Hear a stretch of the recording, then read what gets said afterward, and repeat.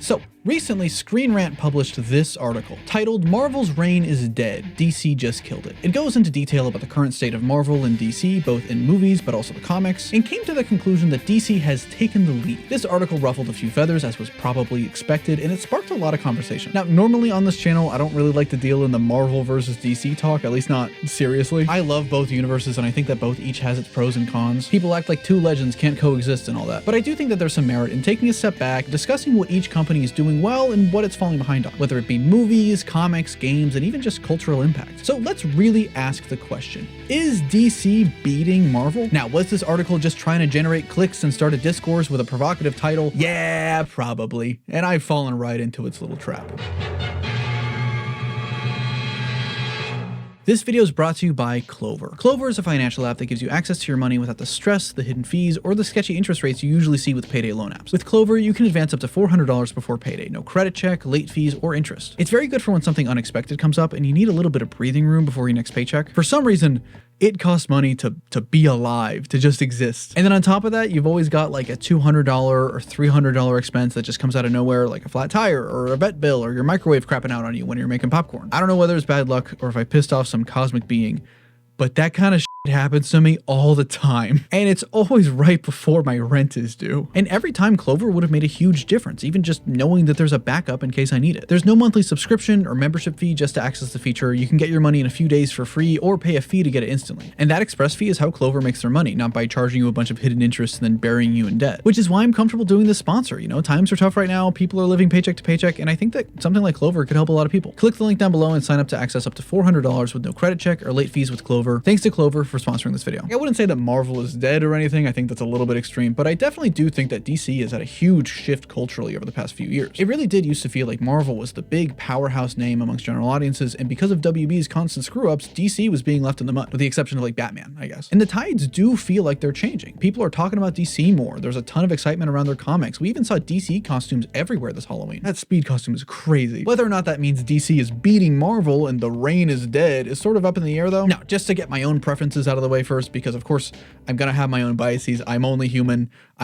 We're just men. We're just normal men. I like both in their own ways for sure, but if I had to pick one, gun to my head, I'd say I lean a little bit more towards DC, and I kind of always have been. Of my top 5 favorite superheroes, it's more DC than Marvel. I tend to have more blind spots when it comes to the Marvel Universe lore. Honestly, it's mostly because I really started reading Comics Weekly back during DC's Rebirth relaunch in 2016. That era was super easy to get into. The books were consistently solid across the board. Also, issues were only $3. I mean, they were absolutely littered with ads, but still. $3. That's not to say I don't love Marvel and their characters, far from it. The X-Men as a whole have some of my favorite stories ever made. I love deep diving into Fantastic Four history and learning about Jack Kirby's influence. Ms. Marvel and Miles Morales are some of my favorite modern legacy characters. Hell, this channel probably wouldn't exist if not for Spider-Man over here, for better or for worse. So I hope that you can believe me when I say that for this video, my bias as a DC guy isn't gonna affect how I look at this question. And so what I want to do today is look at each sector of each company, movies and TV and comics and all that, and compare the current state of each. I'm not really talking about individual projects, like I'm not going to compare the Batman to Brave New World or anything. That would be a bloodbath, and also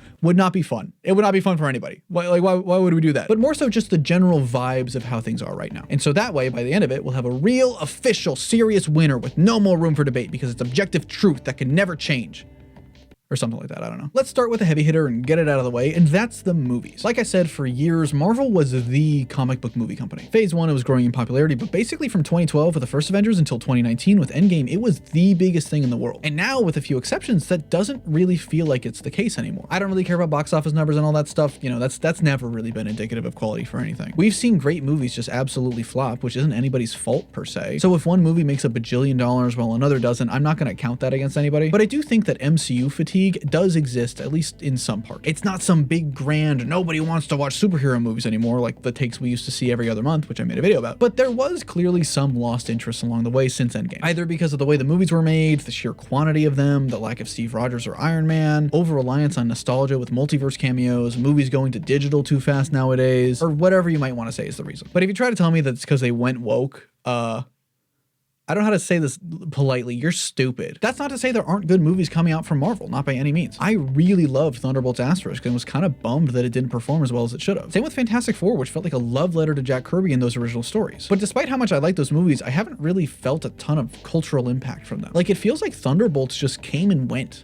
right? With the exception being probably Deadpool, but that was more so like a Fox X-Men adjacent thing than the MCU, you know? And meanwhile, the DCU is over here with only like 2.5 real projects under its belt, and it's already making huge waves. Superman, despite what some people might try to say, was clearly a huge success. It was the movie of the summer. And there's a lot of promise with Supergirl and Clayface next year, plus the Batman 2 and Man of Tomorrow the year after. It's not much to go off of, just the one movie. And there are definitely some things that I'm iffy about, like the direction of Batman, and also some recent disasters like The Flash and Joker 2 that are on the same level as Marvel's worst. And that's not to mention, you know, we don't really know how this is going to affect things moving forward. Netflix says that they want to keep theatrical releases, and I would assume that they wouldn't just throw out that kind of money after spending $81 billion for this thing. But at the same time, it's Netflix, so really up in the air here. The good news is that a buyout this big will not go through for a few years at the very least, so we won't really see any impact of it until 2028 or 29 at the earliest. But still, this is a very big and scary thing that's going to have a lot of impact for the future of the entertainment industry. At least it's not Paramount. I'll give it that. At least it's not Paramount. But at least for me, even despite all of that, when I think about the state of DC's movies, I just feel excited and hopeful. Whereas with Marvel, with the exception of Brand New Day, which does look very promising, I just feel pretty tired. Like, I'm sorry, I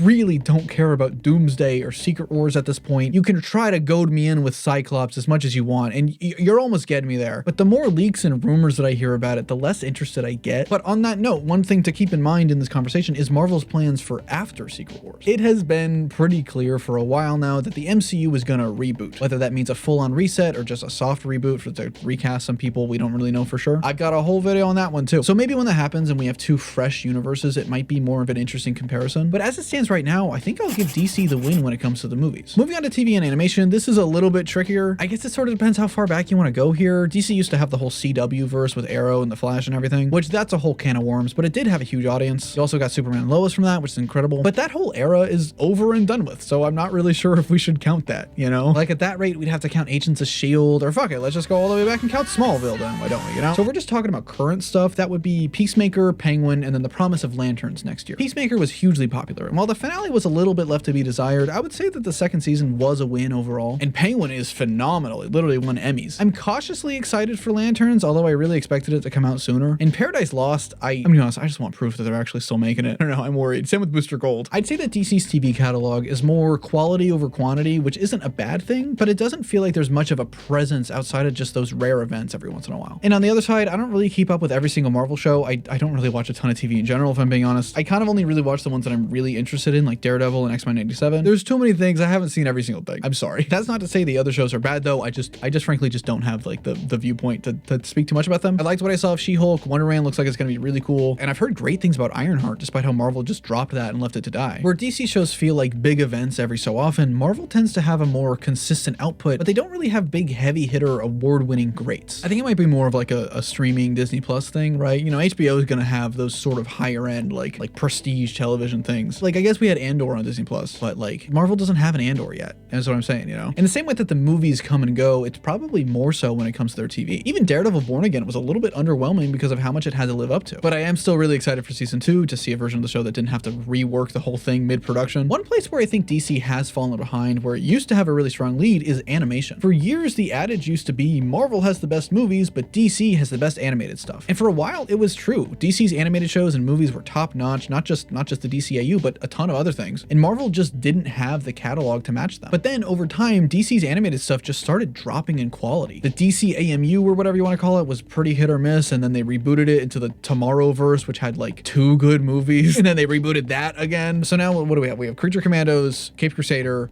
My Adventure with Superman, which is great, and then those like Merry Little Batman movies, and then the new show that just came out, those things on Amazon that like nobody knows about, but they are fun. I like those are cute. Whereas Marvel, I just feel like has these heavy hitters. It has Friendly Neighbor Spider-Man, has X-Men 97, and not to mention the Spider-Verse movies. Are we counting those? Like we have to count those, right? That's like those are huge animated movies. I guess I should have counted them in the movie section, but then I'd have to talk about the other Sony stuff.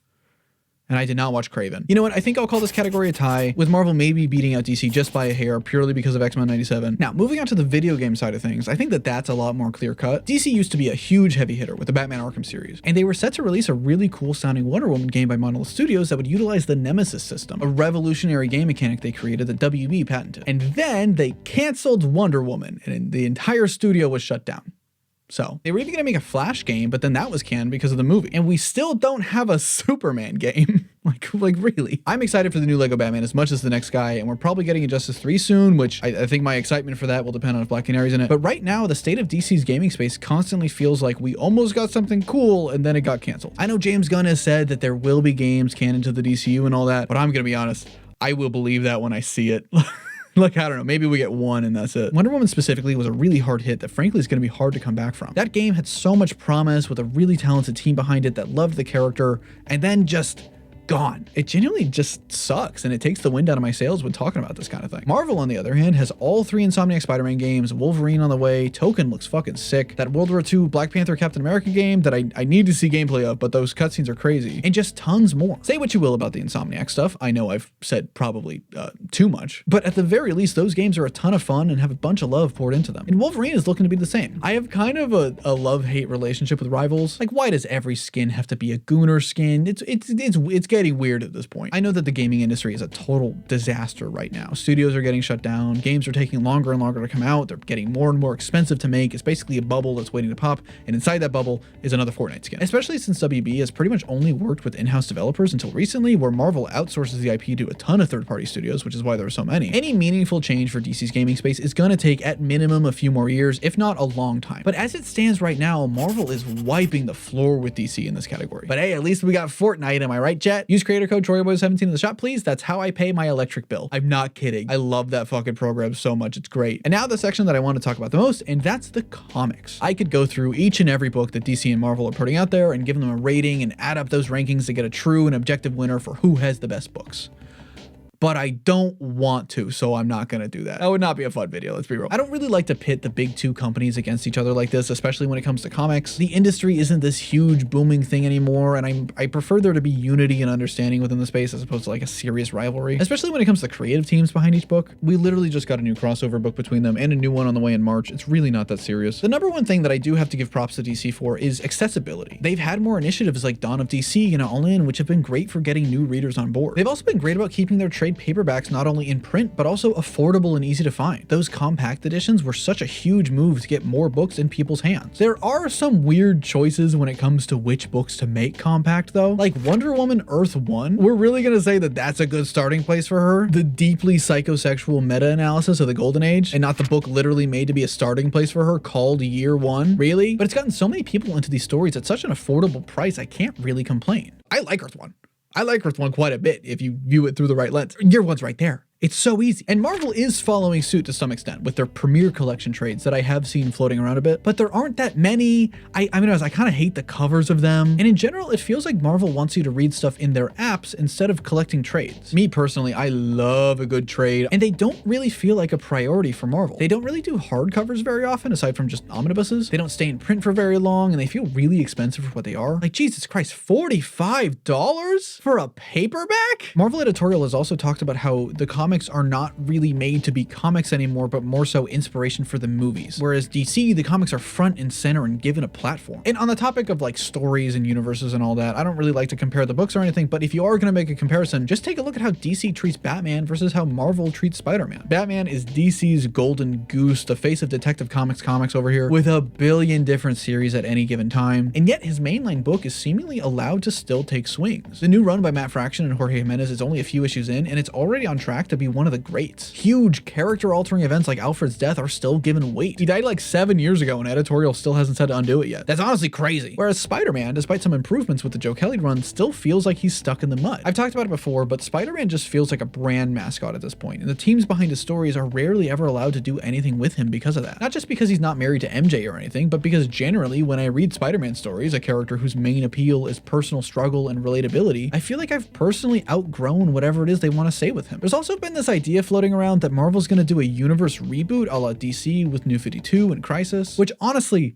I think is a really bad idea. Not only is Marvel's history part of its charm, this universe is huge and wide and confusing, and that's what makes discovering it so much fun, but also if they were going to do a reboot, they should have done it a decade ago with Secret Wars. Even DC technically undid a lot of their New 52 reboot, and they now roll with if you want it to be canon, then it's canon, whatever kind of logic. I don't know if that's actually a thing or if I just saw conspiracies about it, but I really hope it's not. And so for this category, I think I'll give it to DC just because of these greater initiatives to keep the medium fresh for new and old readers. That's not to say that DC DC is perfect by any means. I'm still bummed that Green Arrow by Chris Condon and Montos got canceled. That book was already legendary for the character, but I guess sales didn't meet whatever number they decided was profitable. It's also reportedly been over 1,000 days since DC published an ongoing solo series of a black or non-white character in the main universe. And it's frankly embarrassing that not even someone like Mr. Terrific has an ongoing after the success of Superman. And I still don't understand how Tom King is still on Wonder Woman. But just in general, in the past couple years, it feels like Marvel's been making a lot of more weird and confusing decisions with their comics compared to DC. And there's nothing that demonstrates this more than the difference between Marvel's Ultimate Universe and DC's Absolute Universe. Marvel's new Ultimate Universe started in January 2024 with the premise that the Maker reshaped reality to prevent heroes from gaining their powers. Meanwhile, DC's Absolute also began in 2024 as a world created by Darkseid, where each character was missing something fundamental to them and still became heroes in spite of it. On the surface, these two seem really similar to each other, both Elseworld universes meant to bring in new readers with the premise of their worlds changed by a villain, and the focus on creative freedom for the teams involved. It is really funny that Darkseid isn't some big bad here who's intentionally doing this like the Maker. He's just so evil that his blood just does that. And for the most part, each line has been super successful for both companies. But in October of last year, Marvel announced that the Ultimate Universe was coming to an end, ending with Ultimate Endgame by Dennis Camp and Jonas Shorv in April of this year, meaning that the new Ultimate Universe will end at the ripe age of 2.5 years old. For comparison, the original Ultimate Universe lasted,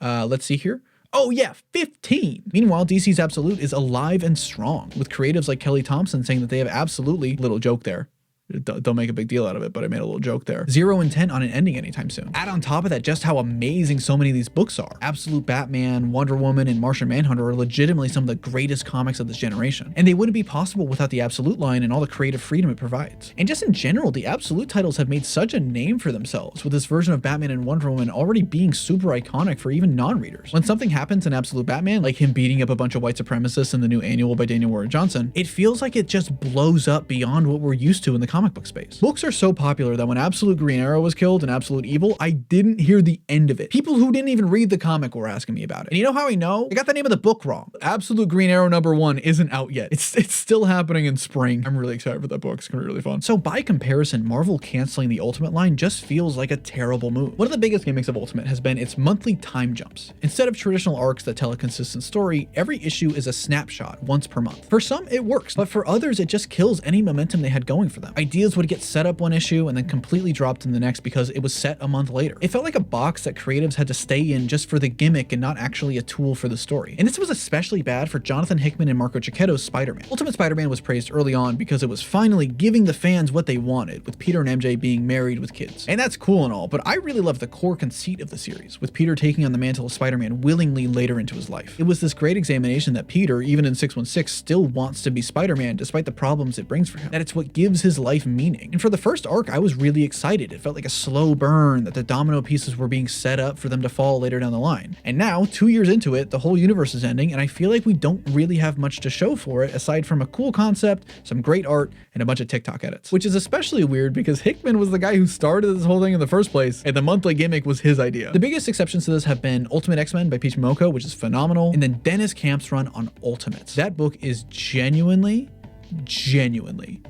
groundbreaking. It is unapologetically anti-authoritarian and uses these characters as symbols of rebellion. So much so that the logo and slogan are being used as literal symbols against authoritarianism and fascism across the world. Which for a book that's only been around for less than 2 years and has never had an adaptation, that's gotta mean something.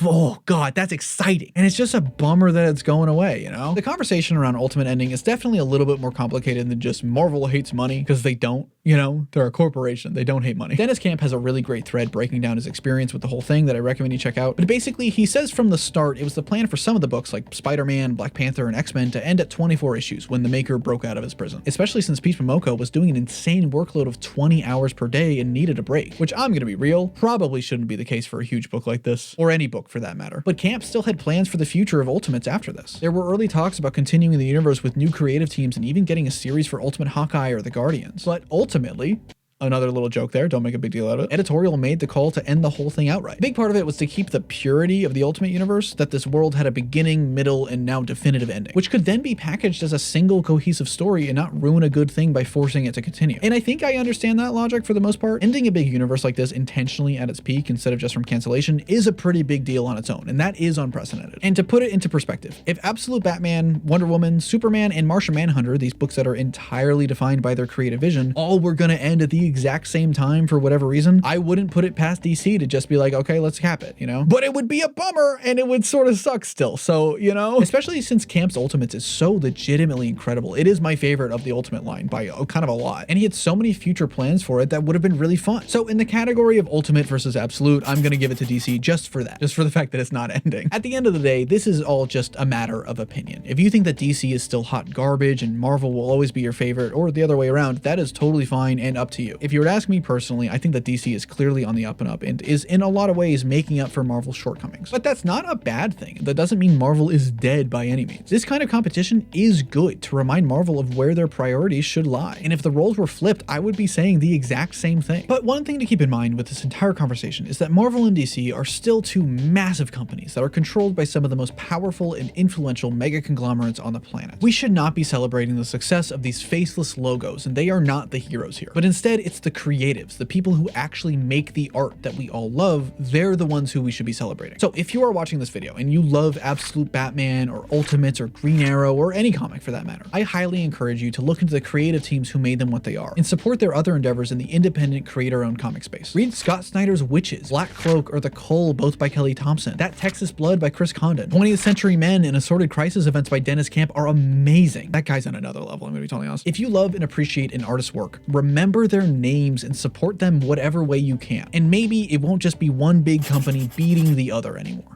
But what do you think about the current state of Marvel and DC? Do you think DC's beating Marvel? Do you think I'm fucking stupid for covering this topic? Honestly, maybe I shouldn't have touched it. If you like this video, be sure to hit the like button and subscribe. Special thanks to GSG, Levy N, Dark Christum, Sirius So Why Guy, Mr. Cabriolin, The Samurai Quack, Brave NM22, and Christus Design for joining us spectacular fanboys on my Patreon and channel members. Thanks for watching, everybody. I filmed this video back in November, so I had to go through and update some stuff. This has been TroyBoy17 coming at you live. Be responsible, and I'll see you around.